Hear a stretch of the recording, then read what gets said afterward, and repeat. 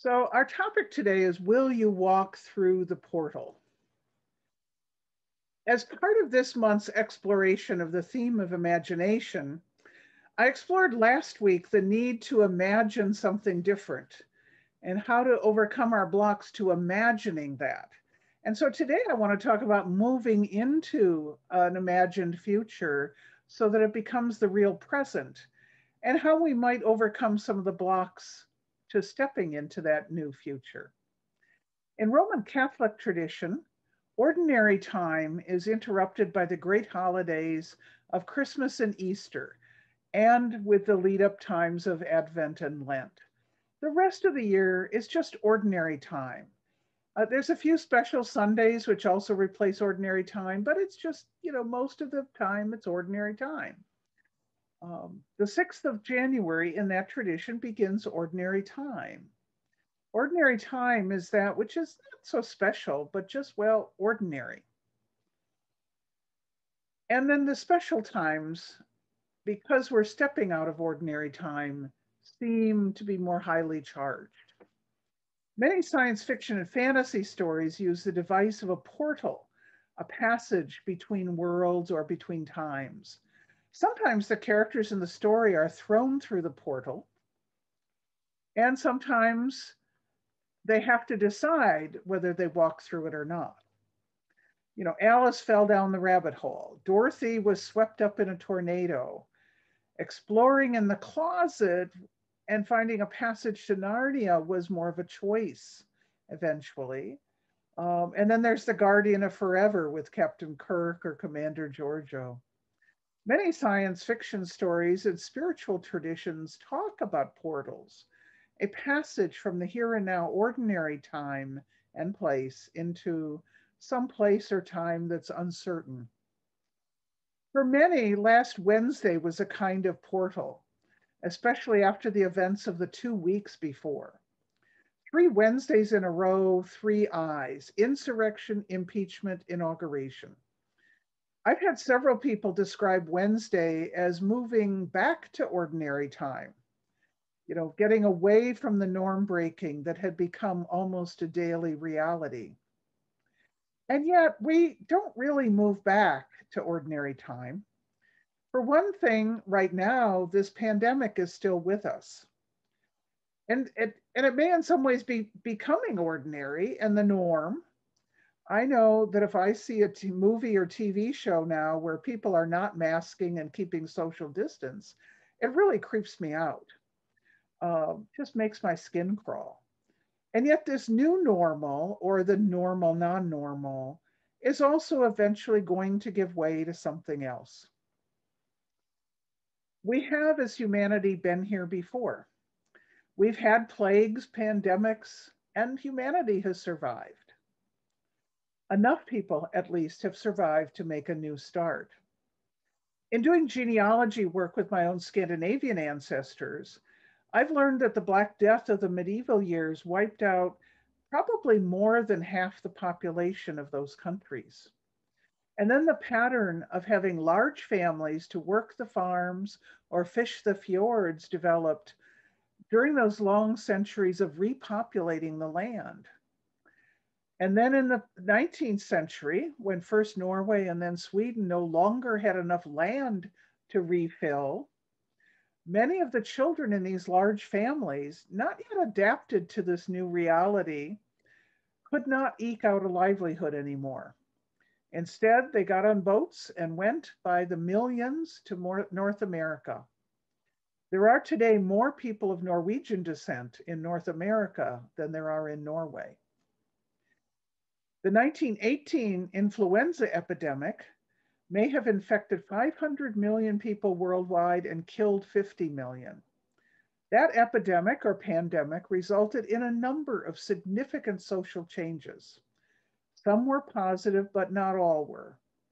Many nations in the world established social safety nets, public health departments, and began collecting and organizing health data. Some nations saw an increased reliance on science, and in some places there was increased skepticism of science. There was an increase after the epidemic of belief in eugenics, that is, taking active measures to ensure only the survival of the so-called good stock, as if we were domesticated animals. There was an increase in many places of xenophobia, the fear of strangers, and there were more restrictions placed on immigration after that pandemic. I think we've learned a few things already from this pandemic. One is that following guidelines about social distancing and masking significantly reduces the infection rate, if only most people are following those guidelines. Cooperation really does work. We've learned who the real essential workers are. We've learned that our healthcare system almost collapses without public support. I think of hospitals losing money when they can't perform as many non-emergency services and have had to bear the rising cost of equipment for the surge in ICU patients. Another thing we've learned is that the CARES Act, and especially the supplement to unemployment insurance, really have had a positive impact on the economy, although not fully offsetting the negative effects. And a very big one that we know is that the slowing down of human activity may have slowed down both ecological destruction in general and climate change, at least a bit. And yes, many knew already that climate change was fueled by human activity, but I think now we have even more solid evidence that we can change our behavior and that will have an effect.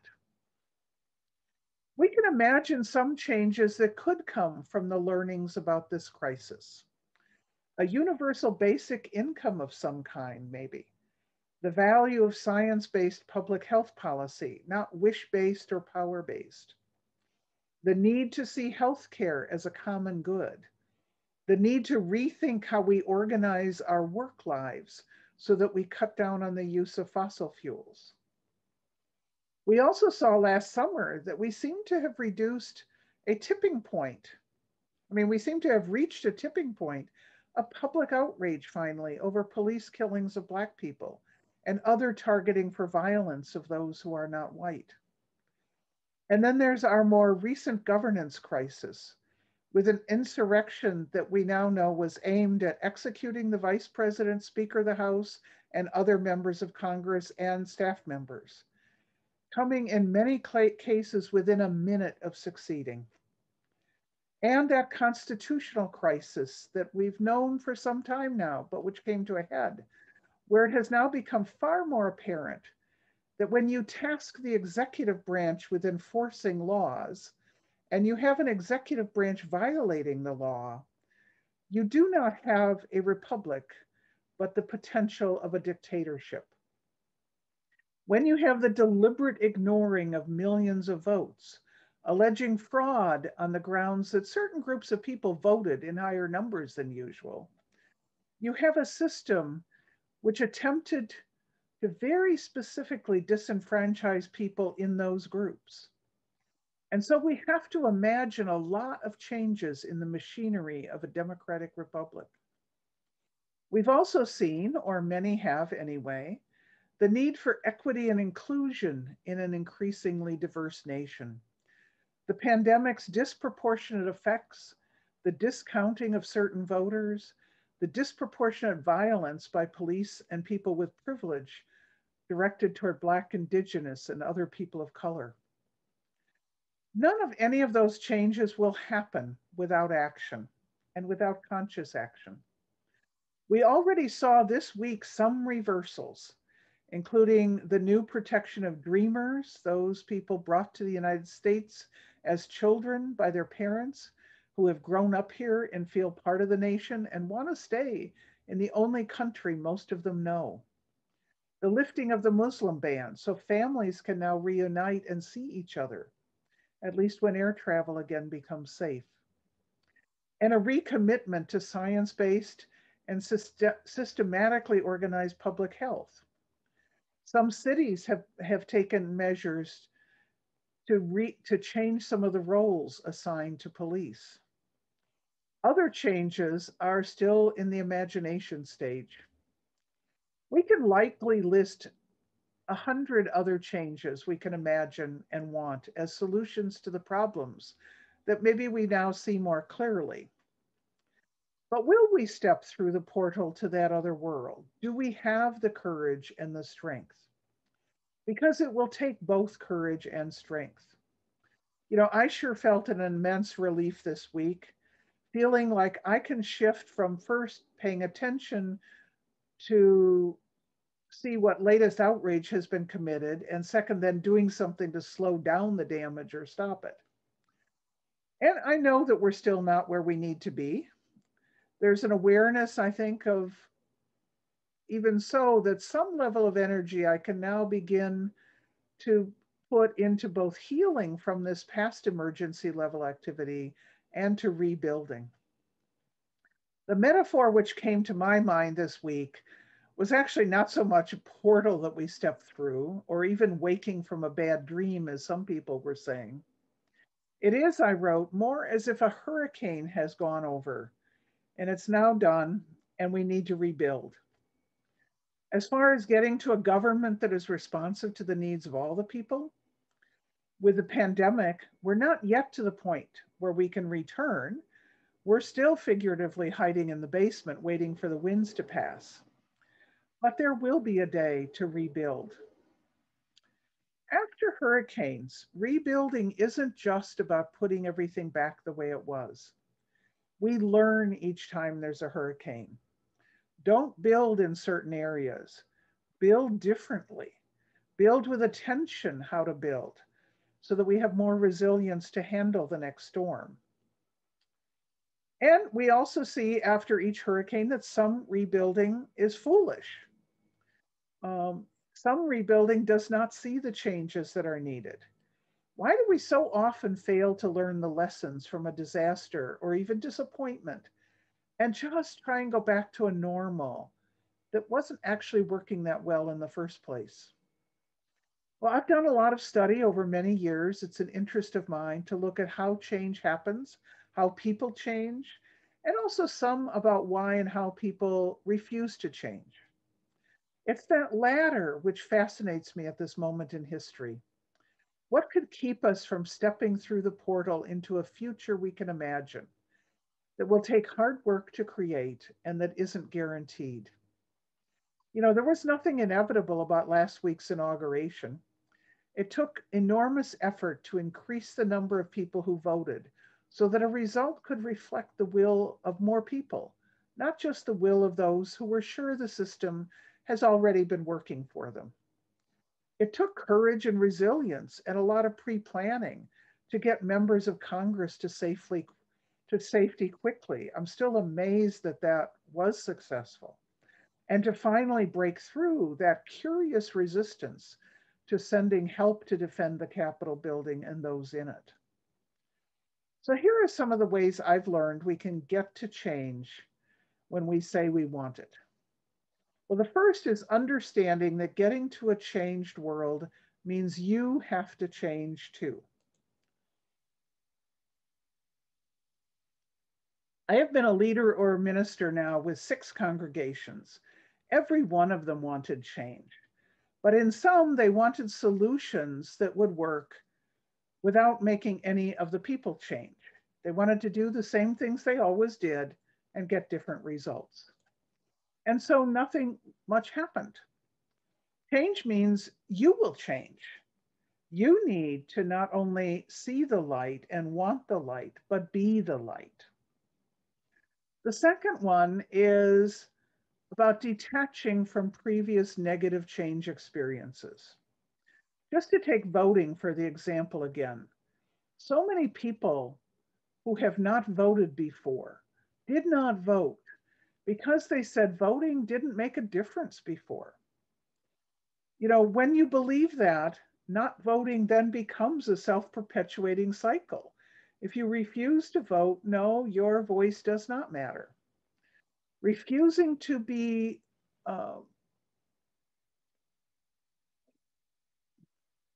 stopped by that is really a source of change. Rather than spend all our energy in campaigning, trying to change the minds of those who already clearly do know their own minds and aren't likely to change them, that didn't actually work to create a lot of change. But helping more people who had lost hope to act, that did make much more significant change. So refusing to be bound by past disappointment, that is hard, but it is one of the courageous acts of change. And the third thing that I think stops us from changing is simple exhaustion. We've been through a lot of negative change in the last years, and we're still going through it. It can be exhausting. We may want to change in positive ways, but that's a lot of work and effort. Our heart and mind may be in it, but not our energy level and our bodies. And fourth, change often means loss of things that we really want. We may want everyone to have health care. And that also may mean that some of us who already have really good health care won't have exactly the same options that we have now. We want more people's voices to matter in making government decisions. But if we're in the group that's going to become a minority number-wise, and however unconsciously we feel it, we do often want to keep someone we think serves our needs, even if we already have more of those needs served than others have served.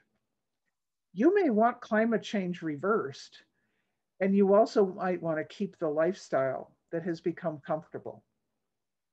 I've seen this with congregational change too. An ethical society wants more diversity, by which it means more people of other cultures and colors and ages, as long as they want a platform meeting music and experience exactly like we've always done it. Or personally, we might want to get more fit and healthy without giving up our eating habits and activity levels that we now have. And if we don't accept that there will be some losses with gains, if we cannot convince ourselves that the gains offset those losses, we will not change. Some folks, just looking around how many people are here, have not made the switch to Zoom to attend our Sunday meetings. For them, the losses outweigh the gains. We can't do everything on Zoom that we did in person. When we switch back to being together in person, there will be some other losses. I hope that we can imagine, invent, and implement together some new ways of being a community that take into account both the strengths of meeting in person and the strengths of meeting virtually. Not being willing to accept that there will be losses, that often gets in the way of stepping through the portal. Fifth, a big obstacle for taking that step is not seeing that there's a problem. The authors Leahy and Kagan use the illustration of a Gary Larson cartoon. I'll describe it for you if you can't see it clearly or if you're on the phone. A pilot and co-pilot are sitting in a cockpit. Looking ahead between two clouds, they see a mountain goat. Oops, I'm on the wrong cartoon. One says to the other, "Say, what's a mountain goat doing way up here in a cloud bank?" Well, what happens if those pilots continue on what feels like a normal path? If they fail to see that it's not the mountain goat who is not in the right place, but the plane, that mountain goat isn't likely to change, and the mountain isn't likely to change. The pilots have to change, or else. So putting most of these together, if it takes changing ourselves, if we'll have some losses with the gains, then we have to watch out for where we undermine or sabotage change. In their book, Immunity to Change, Lisa Laskow Leahy and Robert Cagle walk through the process of a man named Fred, who wants to change to be a better listener. In this book, they describe how he takes a look at what he fears about having to pay attention to someone else.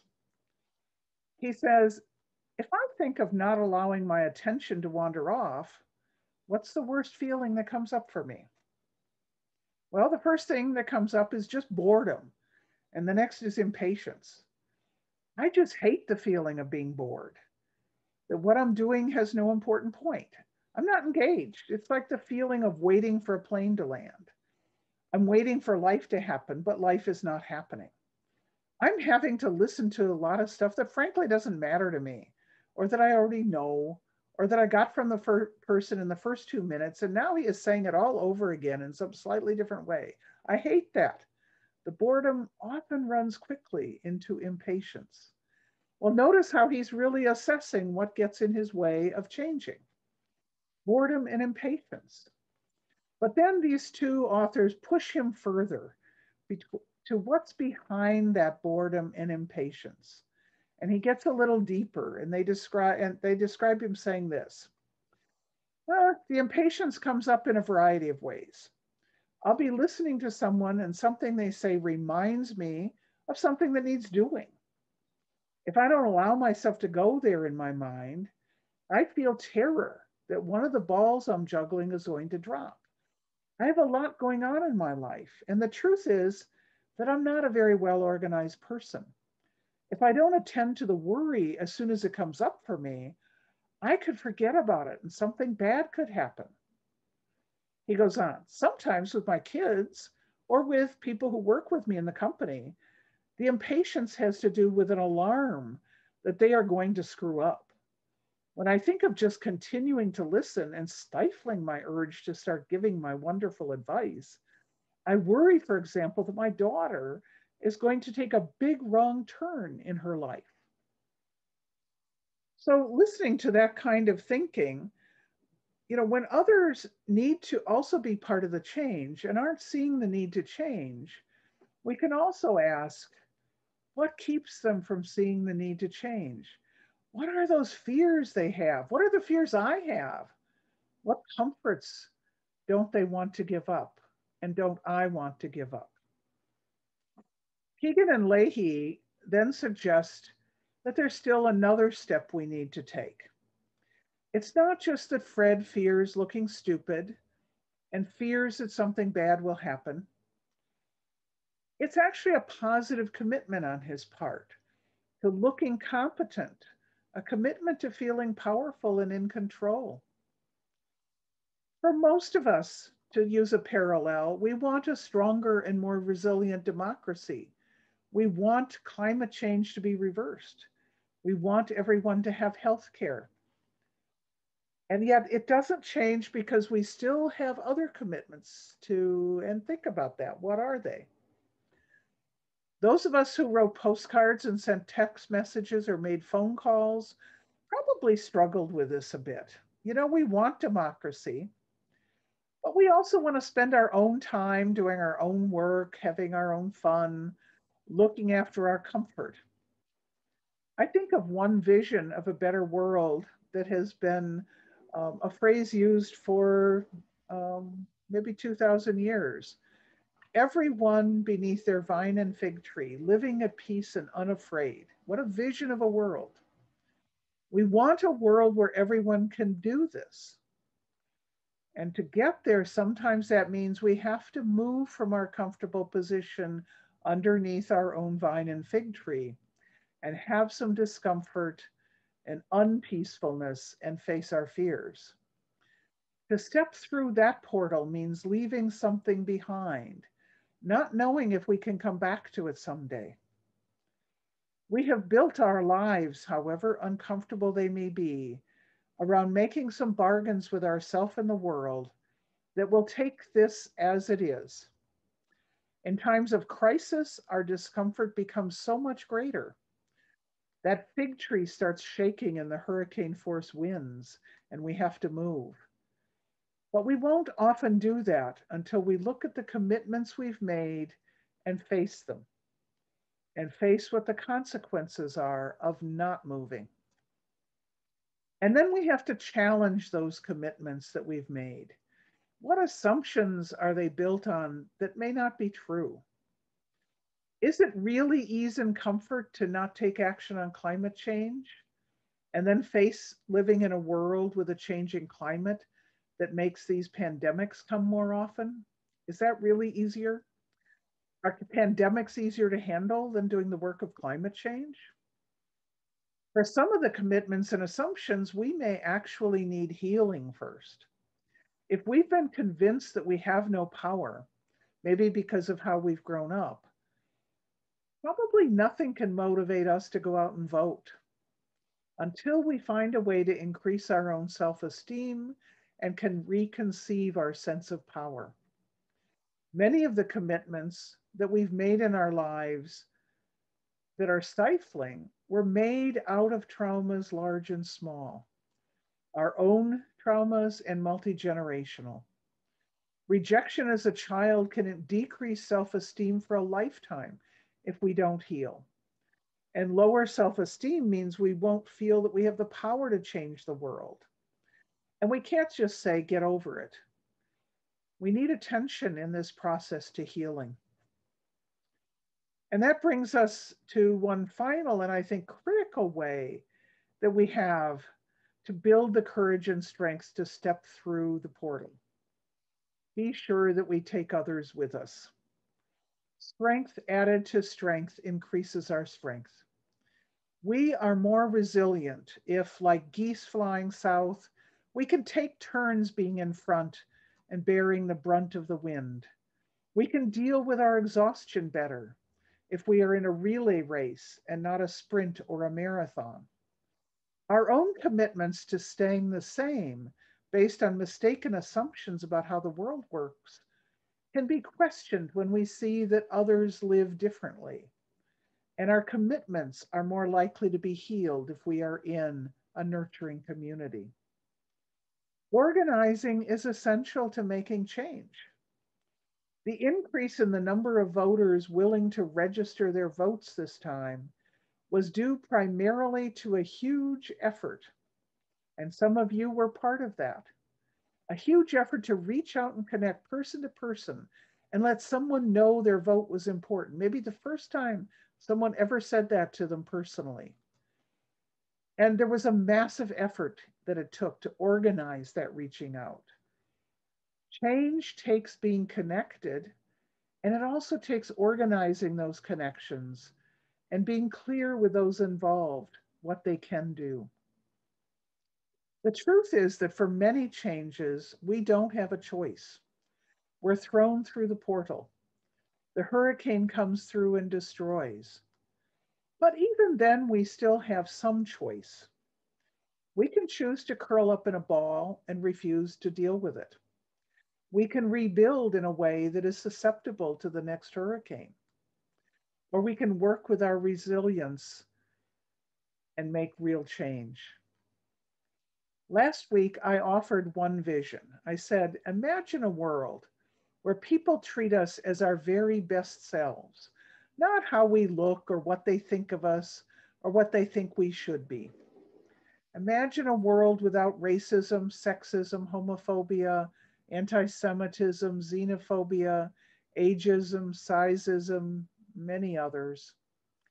Imagine relationships where people treat us as our best selves, calling on those best selves, not on our worst impulses.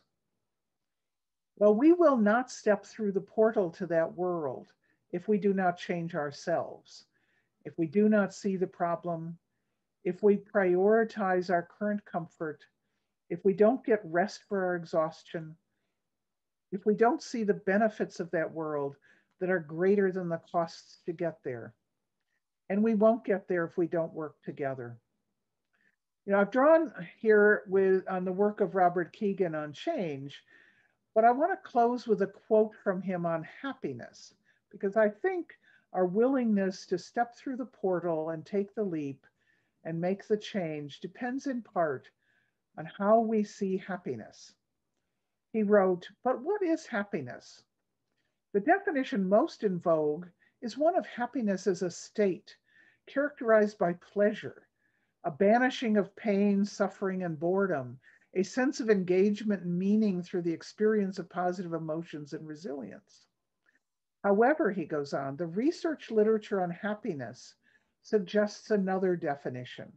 One that is overlapping but is significantly different. That second definition sees happiness as a process of human flourishing.